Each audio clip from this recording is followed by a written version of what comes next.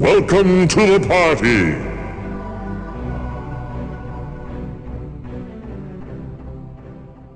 The legend items, while subjective in their usefulness, have been a staple of Midway Gauntlet since Arcade Legends. Powerful items to help in the boss fights. Those that have played console Legends might remember that some of these items are mentioned in the manuals, alongside a quick little origin, cementing most of their stories and hard lore, rather than being exclusive to the EU continuity. We'll be focusing on these items of power, the characters behind their creation, and what became of them in the years following the end of the game. With every release, the locations of these items vary, but EU suggests that the locations in Console Dark Legacy, the ones you're most likely familiar with, are their canonical spots, so that's what we'll be presenting.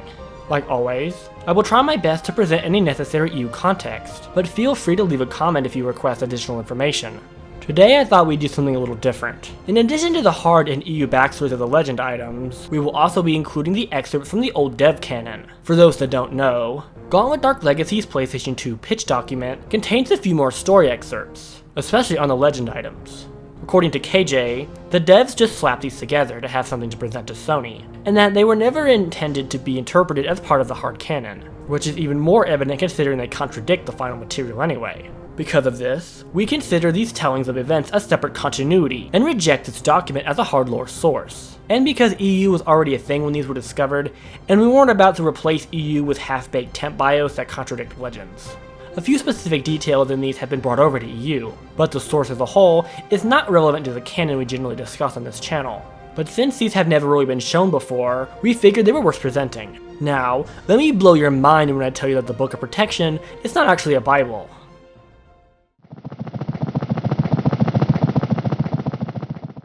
We begin our journey with the Book of Protection, more commonly known as the Good Book. Despite what one may think, it is not a religious text, but rather an ancient archive of spells. The origins of the Good Book can be traced down to the original group of Magi defectors that would found the Witch Coven in Twiniontown. This group considered the Magi teachings extremely dogmatic and narrow-minded. Their goal was to unlock the full potential of the light element, and get a grasp of the true limitations of their power. This early group rigorously recorded their experiments, and developed hundreds of new spells, many of which devoted to the realm of necromancy, or spell work regarding the undead. These studies were eventually accumulated into one tome, the Past Magi, or Beyond the Magi. This tome was split into two books later, the Book of Protection, which was filled with protectionary and regenerative magic, and the Book of Entropy, which contained the dangerous and darker spells they developed. I guess you could call it the Bad Book. All known prints of the Bad Book are lost, but it is rumored that the Blood Cult in Haynes Haven possesses a copy. The Book of Protection seen in Dark Legacy is actually a copy of the original.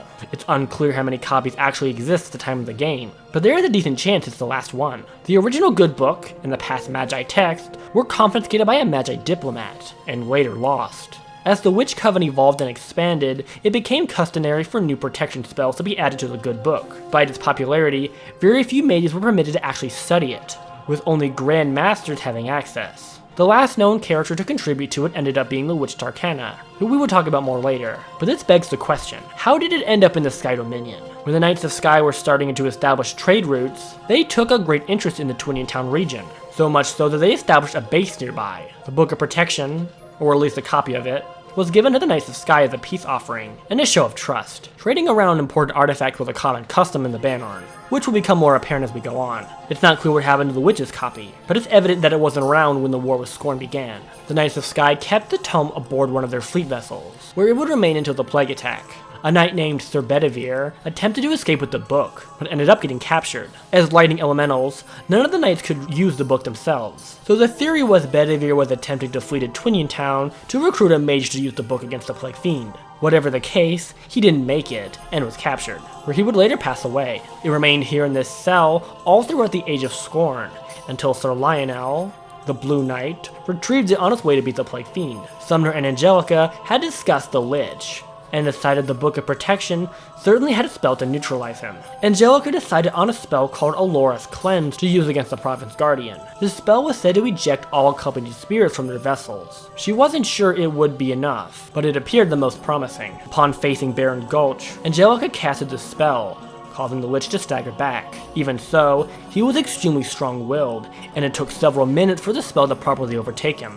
The sorceress battled for her life, praying the cleanse would take him before he took her. After a couple close calls, the spell began to win, bringing Gulch to his knees. Seeing the fight was over, Scorn's special employee, Hand of the Damned, took the liberty to drag the failed guardian away personally, robbing him of any relief the spell might have given him. Without the book, the Lich would have certainly killed Angelica. Even fighting against her spell work, it was a close call. Following the death of Garm and the end of the game, the book would be installed in a monument on Spire Island, honoring the fallen Knights of Sky and the witches of Twiniontown lost during the Age of Scorn, and how their bravery may have saved the world. It is implied that at some point afterward, it was stolen from its case and traded around the black market. It was recovered during the Thunder Space War, where a traveling merchant sold it back to the Knights of Sky in trade for protection from a bandit cartel. It is likely it was returned to the monument after that, or perhaps it was taken back to the Skyfleet to prevent another theft. The Book of Protection is in an odd place on this list, not just because the story is based almost entirely in EU, but that it's the only item here that's not credited to a single individual, but rather an entire faction.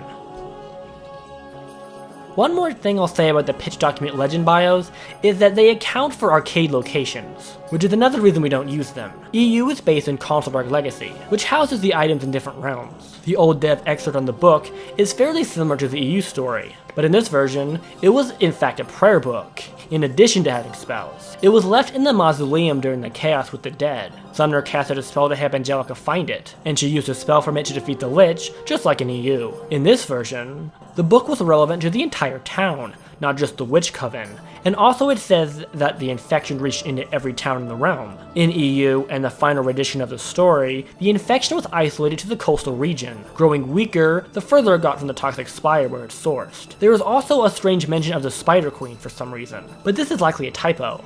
If you would like to read any of these excerpts, feel free to pause the video and do so.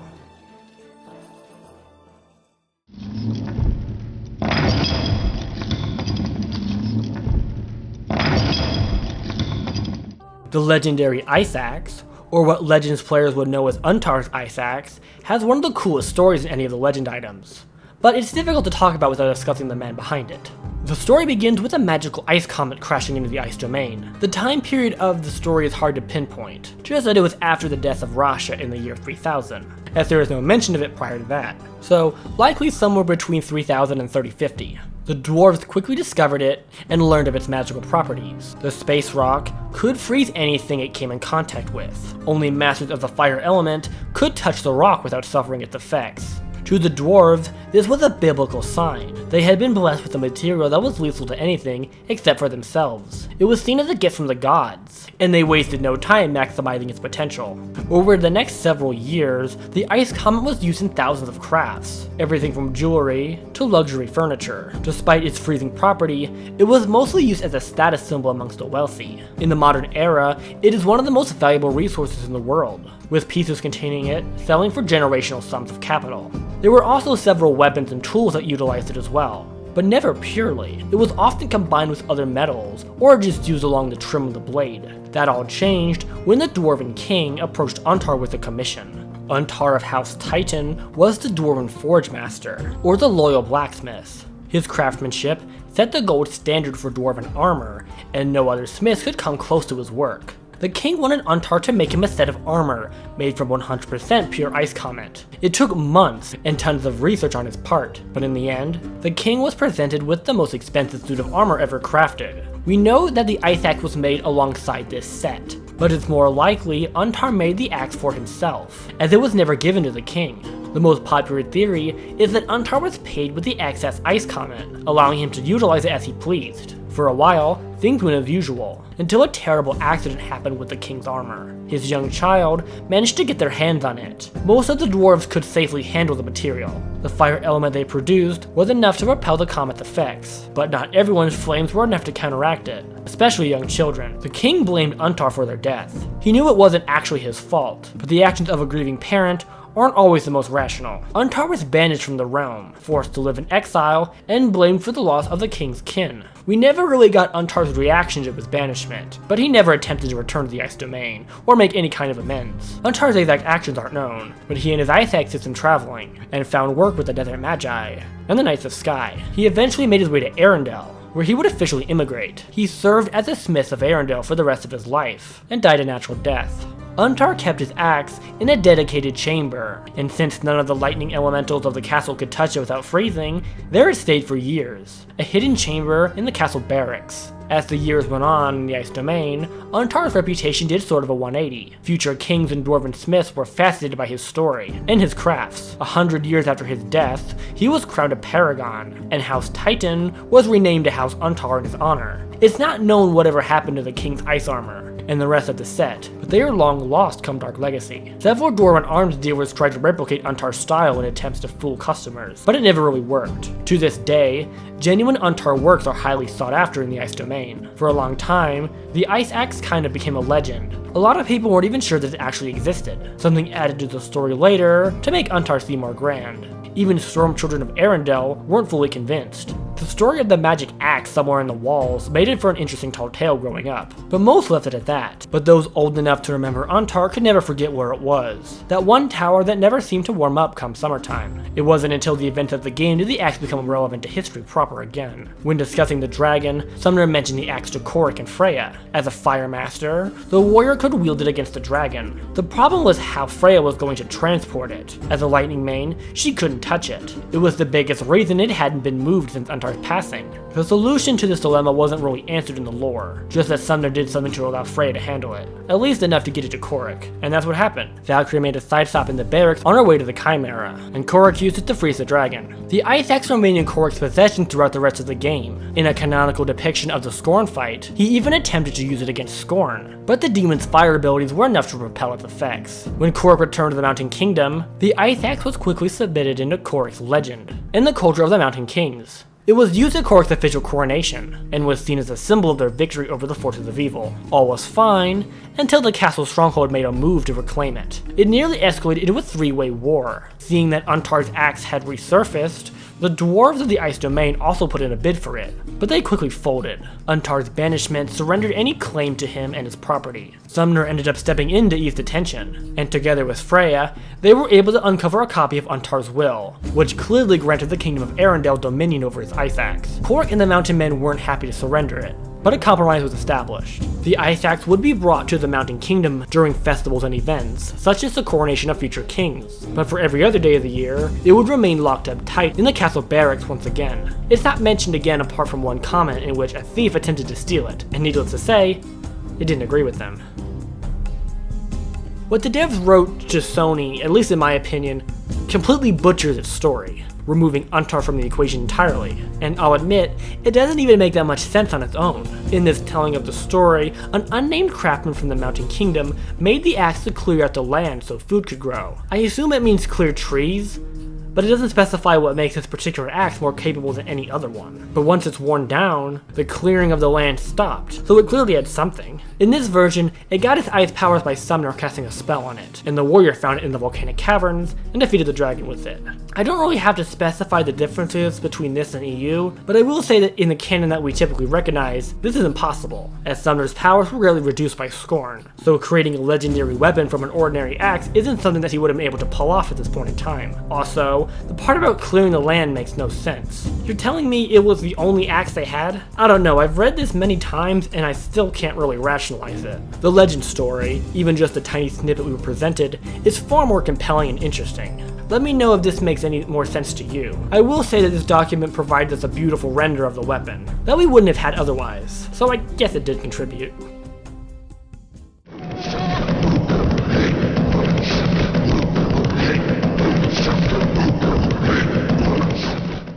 We've talked about Rasha and his Scimitar quite a few times on this channel before, so we aren't going into the greatest breakdown of Rasha's life. Check out our short for a better summary. But for recap, Rasha was the Magi chosen, the strongest demigod to ever be born in the Gauntlet Bannerlord. He was born into the Desert Magi in 1526, and left the Order to pursue a journey of self-discovery. On the road abroad, it was during this time, in the neighboring city of Anka, did he manifest his Scimitar. The story about the lion has a couple variations. In some versions, Rasha made the sword solely because of this incident, which is what the Legends manual implies. But some sources say he made it before he even left the Magi. Whatever the case, we know the sword was made from a sickle, and that Rasha avenged a young child mauled by a fierce lion. It's sort of funny, the story that cements Rasha in hard lore is really just a footnote in EU. Rasha's sword wasn't just a blade, but was described as having a form of consciousness. It's not that it could speak or move on its own, but it had feelings and could communicate through auras. We're not really sure how it worked, but there were reports of Rasha having full-on conversations with it, so it wasn't for nothing. Rasha faced a lot of scrutiny for using a sword as opposed to a staff or wand. Blades were considered messy and uncivilized by most mages at the time. It was what the Jinn used, so Rasha having a scimitar was a bit controversial. Some of the more progressive Magi scholars argued that Rasha did this as a subtle form of protest, implying that their arbitrary traditions were not what made the Magi divine, but rather the actions of the man. Rasha did a lot of things in life, traveling the world, meeting with world leaders, and eventually broke down the social elemental hierarchy. In short, marginalized groups were judged based on their elemental powers. Mages and light elementals were considered the master race, and fire mains like the Burning Men were considered inferior, and in some cases, full-on evil. Through a series of conflicts and meetings we call the elemental reforms, Rasha did away with this across the world, everywhere except the Knights of Sky, which we've mentioned in prior videos. Through all this, which was over the course of several hundred years, Rasha rarely drew his weapon. Even during combat, he was said to have preferred hand magic, only drawing his sword in dire conditions. The last time it really became relevant was during the Second Jinn War. After his journeys, Rasha returned to the Desert Magi and took on the role as Archmage. This infuriated the Jinn. Under the command of Shaitan the Genie, the Jinn forces made several moves on Rasha's life. Rasha's sword was highly sought after by the Genie, but he would never get his hands on it. When the Magi defeated the Jinn, they were sealed away in a vase, until Scorn released them in Dark Legacy. When Rasha passed of natural causes, he was buried in an undisclosed location, but he insisted that his sword be given to the Forest Realm as a peace offering. The two factions were hesitant allies, and Rasha surrendered them his sword to prove their trust. So that is how it ended up in a tree. It was hidden in a secret vault toward the top of the gnarled branches, where it would remain until the Dark Legacy quest. When the Genie attacked the Magi, he actually spent a good deal of time looking for the Scimitar. Even after all these years, Shaitan still wanted it, but they were never able to locate the tomb nor the sword. During the planning for Summoner's Dark Legacy quest, Eowyn the Green Archer brought it up, and suggested it useful against the Chimera. As the Forest Champion, she knew where it was, and how to get to it. She retrieved it for Freya on her way to face the Spider Queen. Timeline-wise, the castle quest was one of the last ones to take place, meaning Freya had gotten the sword before she had even started. Other than the Chimera's lion head, the scimitar was used to defeat Elgurn the castle general as well. The scimitar was removed from the Chimera's body following the death of Garm, to where the heroes decided it would be best to return it to its master's side. Theros, a yellow wizard, brought it to Rasha's hidden tomb, where it remains today. Of all the heroes of old, Rasha is really the only one of them that is more relevant as a character than their signature weapon. Other than the lion story and its role in Dark Legacy, the Scimitar of Decapitation is a rather small part of Rasha's story, and his greater impact. Even so, I'd be lying if I said it wasn't one of my favorite legend items. The proto-lore for this one surprisingly sticks with the tale of Rasha and the lion, but with extremely different context. Instead of a Magi prophet, Rasha is a young boy from the castle stronghold. The king's doctor cured Rasha's mother from a sickness called the Black Cough, and in return, Rasha was sent to watch over the king's sheep, where they were attacked by a great lion.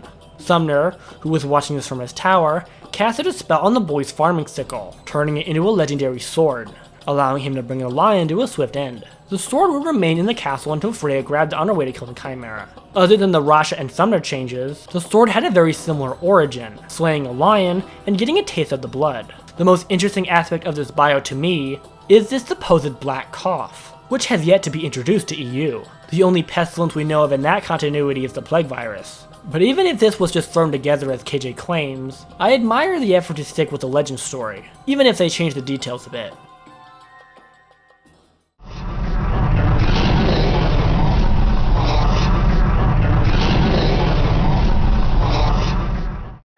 For a character with 0 on-screen appearances, and less than 3 mentions by name, Marker of the Southern Reaches has more relevance in lore than even some of the playable characters. The console Legends crowd might remember that he is the creator of the Javelin of Blinding, and that he killed a blue-eyed hawk with it. For hard lore, that's about as far as it goes, but EU goes all out. He and his spear have plenty of mentions in the extended universe. Actually, I'd go as far to say that he has too many, to the point where it's extremely difficult to determine the differences between history and local legends surrounding him. Marker's story is so packed with rumors and exaggerations that it's very difficult to determine which of these are just stories and which are things that actually happened. For the sake of time and flow, we aren't going to go over every single legend around Marker today, but we will present a rundown that contains everything we know to be true, as well as some events that are likely historical, but unconfirmed. I do hope to do a dedicated video to Marker specifically, but we'll give you the skinny. Marker's early life is extremely vague. He was born in Twinian province within 20 years of its independence from the Temporal Zone. He grew up in a small fishing village near the west coast. Somewhere along this line, he worked for his parents that owned a fish shop, and spent the day catching fish to sell at the shop. It is at some point during this that he crafted his legendary diving spear, the future Javelin of Winding. At the time, it wasn't magic, just an ordinary pike used for spearfishing. He and his father crafted it together, and it was a symbol of their bond. Even without magical powers, it was a well-crafted tool, bone and metal alloy with an iron bark grip. According to Lionel much later, the javelin was extremely light, as if he wasn't holding anything at all, yet it could deal a serious condensed blow to anything it struck. It wasn't until he undertook his travels that the spear really became relevant. Around the age of 20, Marker left home to explore the world, taking his javelin with him. The reason for his journey is highly speculated, and better to save for that dedicated video, but he quickly gained a reputation as a quest hunter, or hired help. Technically, he could be considered a mercenary, but his talents centered more around treasure hunting and slaying beasts than security or combat. He worked his way across the south, making a name for himself as a reliable, hardworking hire. It was during such a job that his spear would transcend into legend. There is a cave in northern Templance called the Fount of the Sun. According to legend, an abundance of treasures can be found within, but also that it's guarded by a shadowy figure in a cloak. A wealthy statesman in a nearby town hired Marker to venture through the caves and bring back some of this rumored loot. He had already contracted 5 other quest hunters, none of which returned. Even so, Marker took the job and made his way to the Fount of the Sun. Marker's experience in the cave varies depending on the telling, but in all versions, he ended up meeting an unnamed dev. We know practically nothing about him, other than he is not one of the familiar ones, and that he's definitely not a dungeon dev. Marker only refers to him as the man with the golden eyes.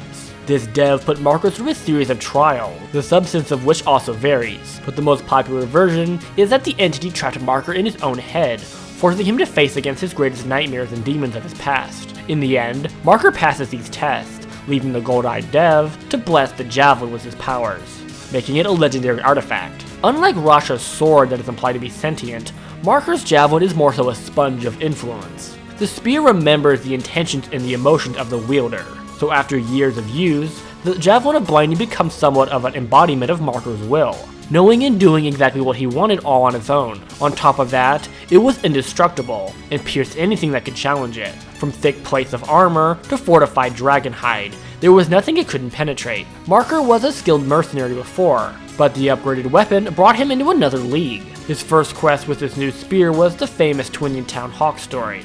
Marker was hired to dispose of a rabid hawk that was terrorizing the people of Twinian Town. The town watched and cheered as his javelin flew through the body of the blue-eyed bird.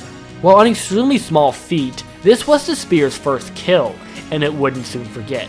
He started taking on bigger and bolder tasks, slaying dragons, krakens, and even being contracted to protect entire towns on his own. Over the next 30 years, Marker became one of the most famous people in the Banorn, the young man with the magic javelin. I'll save the details on this era when I eventually cover the story in full, but some of the more noteworthy feats include the complete destruction of the Mercenary Guild, and the Battle of Turin Hill, where he fought on behalf of Twinian Town. During this era, and even the decade that followed it, it was impossible to mention Marker without bringing up his holy weapon, and vice versa. He would return to the Fount of the Gods in later years, but he would never meet the dev ever again. His story, at least in regular EU, ends with an encounter in the Mountain Kingdom. Depending on the version, he was either hunting a monster or was just passing through. The most likely truth is that Marker had already retired and was on his way home to Twinian province. Whatever the case, he became trapped in a tar pit, where he was found and rescued by the mountain men. Marker gifted them his weapon for saving his life, and he's never mentioned again. He more than likely returned to the fishing village that he came from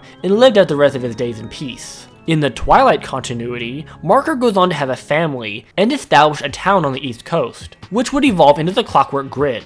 But as far as standard Dark Legacy goes, that's where its story ends. The Mountain Men threw Marker's spear into the volcano Yorberus as a sacrifice to their ancestors. Because it was impervious to heat, or really anything for that matter, the javelin was undamaged, hardening into the rock as it cooled. Hundreds of years later, it would be brought up by Sumner when discussing the Plague Fiend. Sumner believed that it was worth seeking out, and could be exactly what they needed to exploit his greatest weakness, his big blue eye. Korek the warrior was able to find it deep in the volcanic caverns, where the Blue Knight Lionel would use it against the plague. Following the death of Scorn in the end of the game, Lionel would gift the Javelin to Bjork, the Duchess of the Knights of Sky. It would be locked within the vault on the Sky Mothership, where it would remain throughout the rest of the known timeline, the same location as the Book of Protection was prior to the plague attack. The story of Marker and his spear is one of the most popular stories in the Gauntlet Bannerlord, and even years later, the strong will and determination he poured into his magic weapon were enough to bring down the Plague Fiend, one of Scorn's most dangerous enforcers.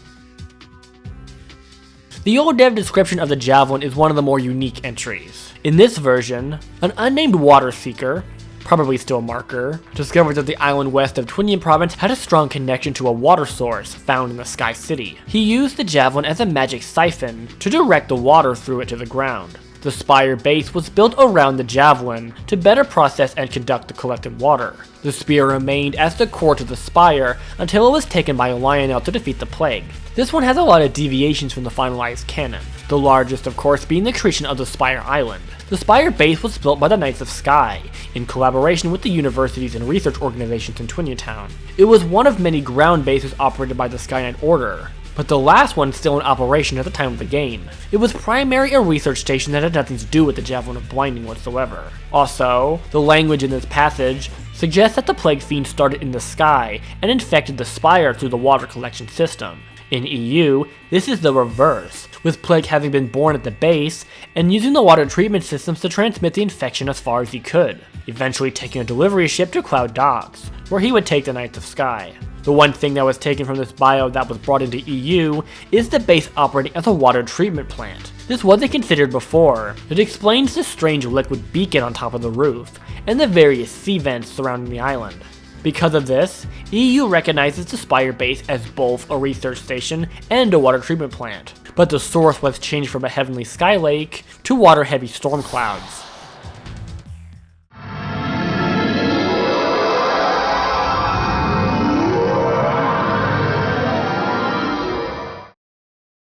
The toxic Bellows are generally one of the less discussed legend items, and their backstory also kind of reflects that. Since it never appears in console legends, we don't get any sort of hard lore snippet, leaving us with just EU.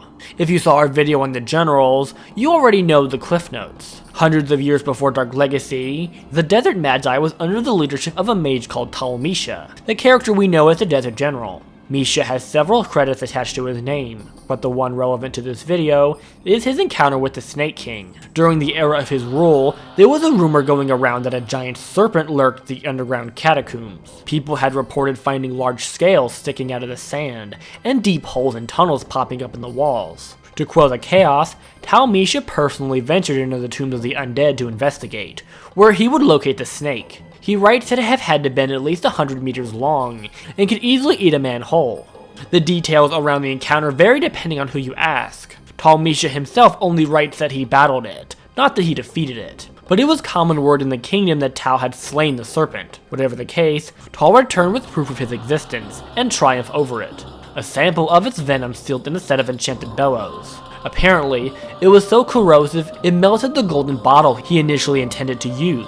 The toxic bellows were not intended to be a weapon, or really anything beyond a trophy. They remained in Tal's possession until his passing, to where they removed to his tomb in the Mystic Pyramid.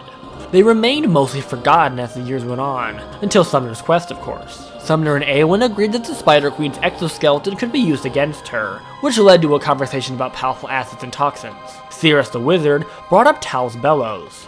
He knew exactly where they were, and as Archmage, he had access to the crypt. He recovered them as promised, and Eowyn used them on the Spider Queen. The snake venom from the bellows quickly ate away at Sylva's exoskeleton and poisoned her skin. This greatly limited her mobility and focus, giving Eowyn room to overpower and defeat her. The bellows aren't mentioned again after this, but the most likely fate was that they were returned to Tal's tomb following the end of the game. Who'd have thought that a hunting prize would be one of the most important keys to saving the world from everlasting darkness? The pitch document version is actually fairly grounded, and just as simple. In this version, the Spider Queen was a pre-existing entity, in a deep state of hibernation. Scorn triggered a great storm over the realm, which awoke her from her slumber. She went on a massacre, and chased the elves from the realm, just like in EU. Seeing this, Sumner casted a spell on some Bellows, making them extremely toxic, granting Eowyn an edge in the coming battle. While not nearly as exciting as the EU story with Talmisha, the pitch document's words on the Bellows are a lot more grounded compared to some of the other ones, such as the Ice Axe bio.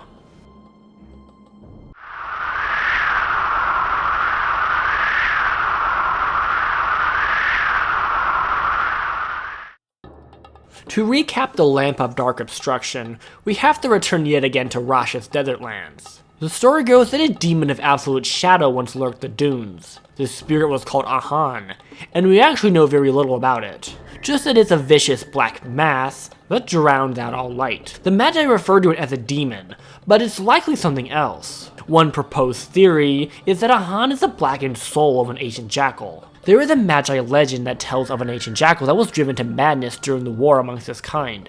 Apparently, his pain was so great, it consumed his form and manifested physically.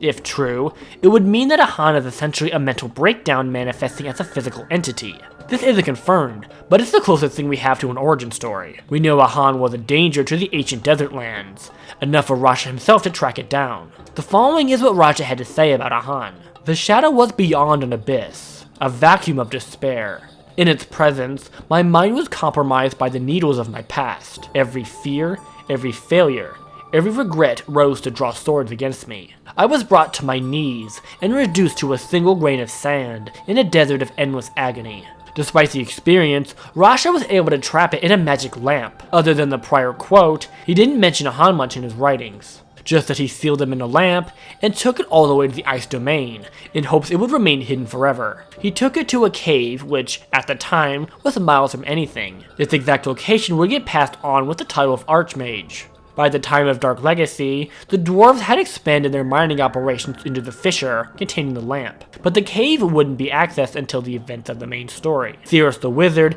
had grown desperate for a win over the genie. In the years leading up to the quest, they all knew he wasn't powerful enough to face them in a one-on-one. But he had an idea. A really bad idea, but it was something. Theros suggested that the Lamp of Dark Obstruction be retrieved, and Ahan be released into the genie's sanctum. Sumner did his best to talk him out of this, but Theros' point was hard to dispute. Genie was an active threat to the entire realm, and by extension, the world. Ahan wasn't. He argued that the genie had to go, and that it was worth dealing with Ahan later down the line, and so, it was done. Theros gave the lamp's location to Hera, the Red Dwarf, and collected it on his way through the fissure. Theros released it into Shaitan's domain, causing the demon to violently throw itself at the djinn. It didn't just blind the genie, but it actually got into his head. Genie did his best to fight through it, but it was already too late. When the genie shattered, Ahan darted into the shadows, and quickly vanished. Even by the time of the Thunder Space War, Ahan has yet to reappear in EU, but he's still out there. And one day, the desert's abyssal nexus will return. The lamp's bio in the old dev document is one of the hardest to follow, having nothing in common with the final draft. It focuses on a proclaimed king of the desert lands and his son, linking popular sites, Temple of the Magi, and Mystic Pyramid to these characters as well. The king possessed a genie lamp that contained Shaitan. In this telling, he played a much more traditional genie role, rubbed the lamp, and received your 3 wishes. Scorn casted a spell on the realm, which awoke the dead, and the bad guys that EU calls the Djinn army, leaving the king and his son to die in its attack. The king went to heaven, but his son couldn't because of manhood, I guess? So his final wish was for the genie to establish a dream tube so he could communicate with his son.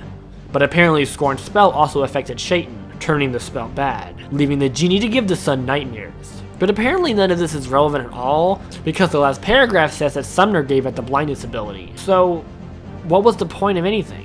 Why even establish the prince and the dream tube at all if Sumner could have just done that either way? Can you see why we refuse to consider these hard lore? I'll say that they almost had something here. The concept of the lamp containing a tortured soul of the prince is actually kinda neat, enough to be the inspiration for the Ahan origin theory. To clarify, the story with Ahan existed before we had this. The bio just inspired the theory with the jackal going crazy. But overall this one is weird. Why write that elaborate backstory if you're just gonna scrape it with the last paragraph? In finalized hard lore in EU, there is no king of the desert lands. origins. The common people of the realm are governed by the group called the Council of Opal, which themselves is overseen by the Magi. Also, the genie was never in a lamp, and never gave wishes. He was trapped in a vase by Rasha, but totally separate receptacle. The concept of a dream tube is kinda interesting as well, but it doesn't make a lot of sense with the context here.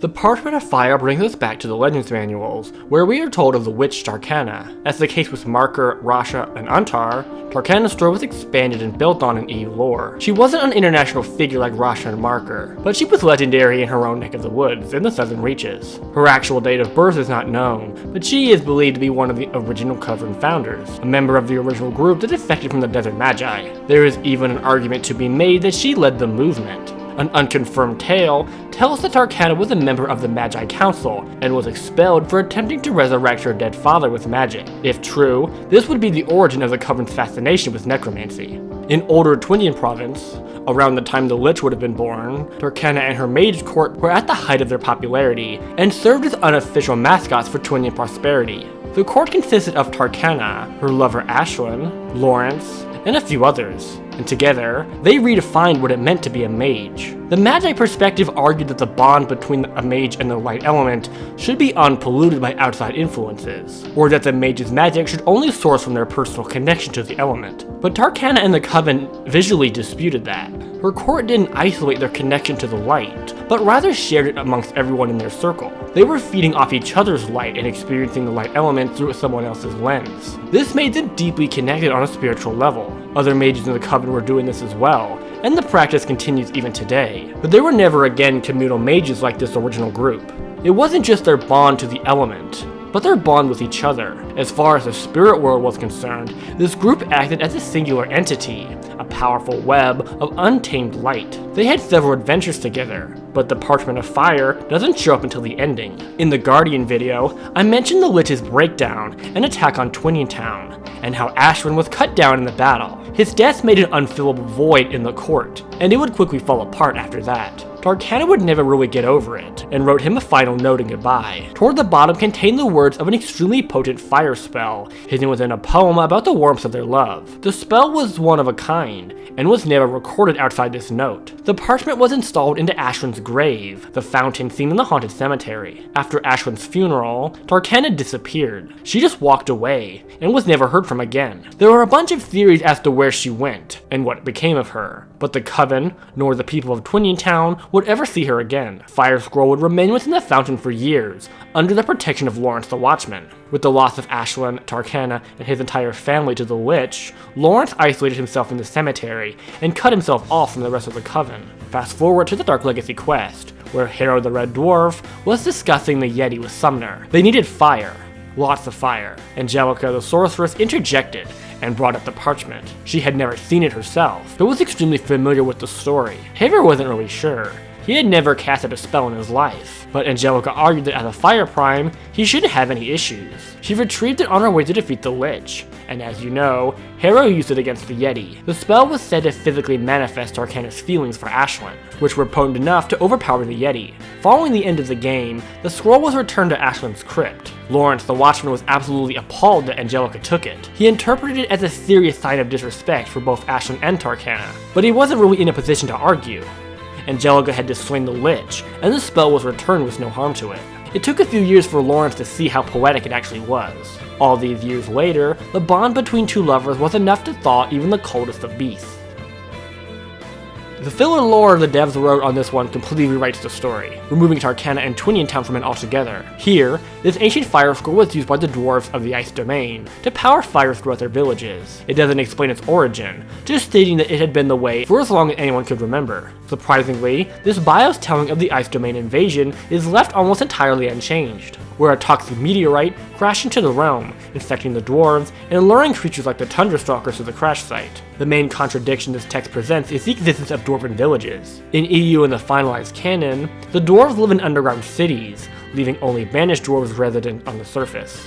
Also, the comment about the crystals being the source of the bad barrels is interesting, as in the final continuity, it's sourced right from the Plague Fiend.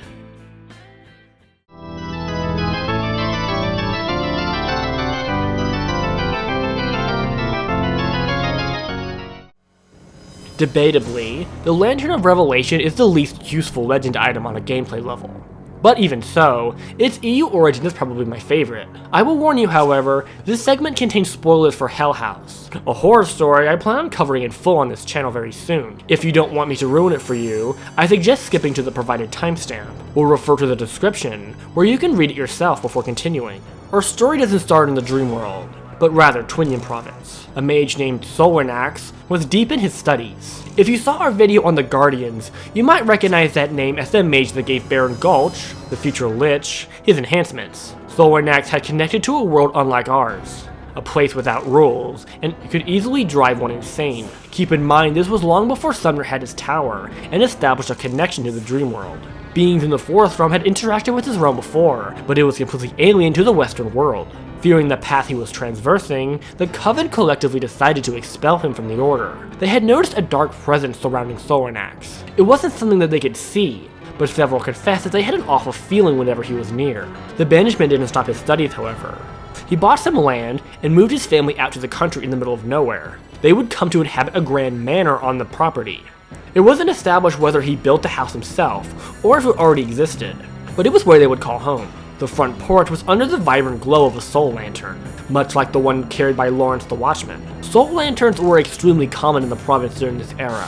They had the ability to capture light-based spirits that drew in too close. This both powered the lantern and provided the mage a power source for spells. The strange activity in the house started small, items ending up in different rooms than they were left, loud noises with seemingly no source, and glimpses of shadowy figures out of the corner of their eyes. The events continued to escalate. Reoccurring entities started to make face in their home. Furniture would combust into flames, and eerie messages began to appear on the walls. In the story, Solwinax's daughter Marcy theorized that her father was inadvertently inviting entities onto the property from another world. The family became overwhelmed by fear, apart from Solwinax, who continued his studies in the basement, completely dismissing any concerns of ghosts or unexplained events. One cold and rainy night, Solwinax summoned his family to the dining table. He was going to conduct a ritual and open a door to another world. I will spare the details for now, but it's safe to say that things went horribly wrong. The house and the surrounding property was warped by space and time, suspending it both in the overworld and the dream world at the same time. The manor still stood in Twinian Town, but it housed a gate to the void of chaos, to which the abstract mirrored the house. The veil was torn so thin, one could literally see right through it. Dream spirits flocked to the house, a bizarre anomaly, a nexus of two worlds existing at the same time in one house. It didn't just warp the house itself, but everything within it, and the surrounding courtyard. This included the porch's soul lantern. What was a perfectly ordinary mage instrument was transformed into one of the most unique items to ever exist, a lantern that could harvest spirits in both the overworld and the dream world. It remained above the door for decades, maybe even centuries in the dream void, collecting thousands of spirits unfortunate enough to draw in too close. In the overworld, the Twinian government did their best to seal off the property to trespassers. They attempted to conduct an investigation, but it quickly proved too dangerous. Even the Coven refused to go anywhere near the property. Luckily, the activity seemed isolated to the house and yard, so as long as nobody drew near, they would be alright. But that didn't stop curious teens and drunk vandals from taking their chances. The lantern remained on the porch until the events of Dark Legacy, where Sumner commissioned Jester to retrieve the Dream Shard for him. Using the lantern against the race was an impulsive decision made by the Jester on his way to the haunt. Sumner never mentioned it, and it wasn't until Jester was on the porch looking at it did he get the idea. But it worked. Jester released its stored energy onto the wraith, which blasted him deeper into the void.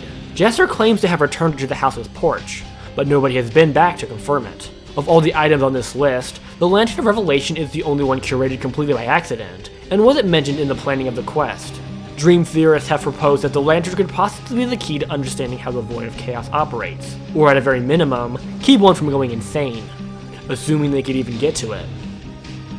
The proto-script for the lantern isn't remotely the same. It isn't the most wild backstory, but it is by far the least compatible with the final canon. In EU and the finalized hard lore, the dream world is an endless dimension beyond the reach of our rules and comprehension, a place that Scorn and his forces have no way of infiltrating. But in this version of the story, the realm seems condensed into a magic theme park, with easy access from the common Banorn. The carnival, haunted house, and illusion maze are all mentioned by name as part of this attraction. The magic lantern was curated to extend the park's accessibility to its patrons, keeping it bright even after the sun went down. Scorn created a tear into another dimension, allowing its inhabitants to invade the realm. You can almost make the case that this so-called other dimension is the actual dream world in this version of the continuity. Sumner gave the lantern the ability to project real powerful light to cast off dark entities, allowing the Jester to use it against the Wraith. Also, I should point out that the arcade location for the lantern is the carnival, not the haunted house or grounds, so it being a porch light isn't true in this version. Compared to the other lore in this document, it's actually not bad, just not possible in the modern context of the dream world. The Lost Carnival does pop up in the banner on occasion, but never are the patrons taken to the dream world itself. In the final canon, the chaos of the dream world experience in the game is just another day. The imps and wraiths are just part of the native population, and are in no way a form of invaders. Scorn threw stuff into the portal in hopes to hide it from the heroes, which would have worked if Sumner didn't have a friend from the other side.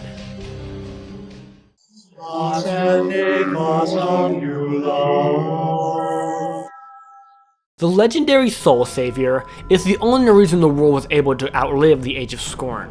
To think a simple wax fixture could end 10 years of continental repression. Even centuries before Scorn, this symbol had been used by various cultures to ward off evil, from the Coven in the south to the Dwarven refineries in the north. EU refers to it as the crest of the cleric, or the cleric star. Its true origins is left ambiguous, even in EU. But the most popular theory is that it was developed by the Magi, and spread around the world by Rasha during his travels. But there is evidence to suggest that it's even older than that. Regardless where it came from, this design was recognized internationally as a holy seal. It has some variants, but always contained a ring with 4 crossed squares, making up an empty one in the center. The design itself wasn't enough to expel demons, or even ward them off, but it could be used in combination with magic for promising results. Enter the Organist. The ancient cathedral that Scorn would come to inhabit was managed by a character named the Organist. We don't know much about him, other than he was a Temporian and was likely friends with Sumner.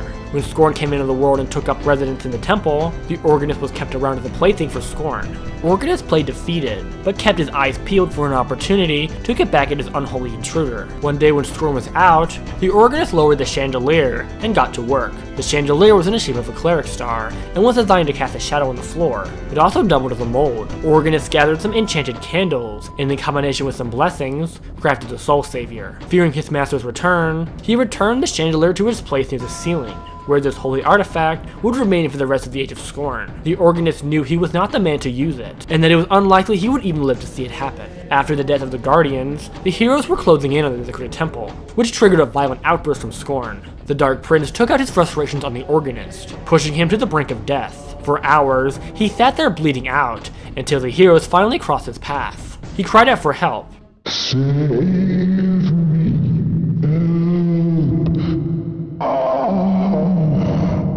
God is here.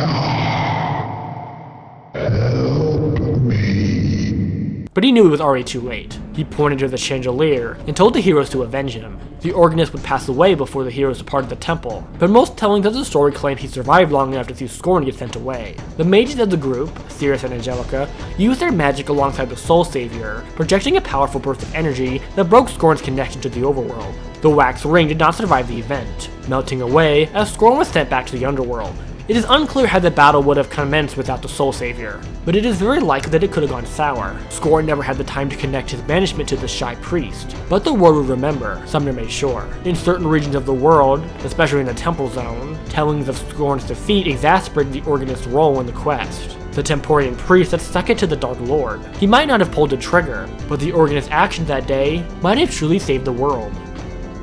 The Savior's biography in the pitch document is another incompatible telling, with no mentions of the Organist, or even the Desecrated Temple.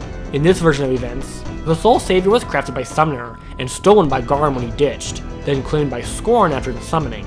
What makes this incompatible with the final canon is the fact it was made within the Desecrated Temple, as shown with the cinematic. Also, it doesn't really make sense for Scorn to keep the one thing if I could cripple his regime right outside. Overall, the legend items are truly special to me. Most seasoned players play through the entire game without collecting any of them, but I always go out of my way to pick them up. I've heard some people say that they prefer the arcade locations as opposed to the console placements, and I get that. It makes the most sense on a gameplay level, especially considering the arcade's difficulty progression. But hopefully the stories I presented today were enough to justify a desert sword being found in a tree, or a genie lamp in the frozen tundra. As always, thanks for tuning in and watching all the way through. I have a couple videos in the works, but I am still eager to hear your ideas on what kind of content you'd like to see from us. I really need to get that dev video out, but I've rewritten it like 3 times now and just can't seem to get the flow right. That should be the next video, but there's a chance it won't be. Either way, thanks again for tuning in. Fare thee well, heroes.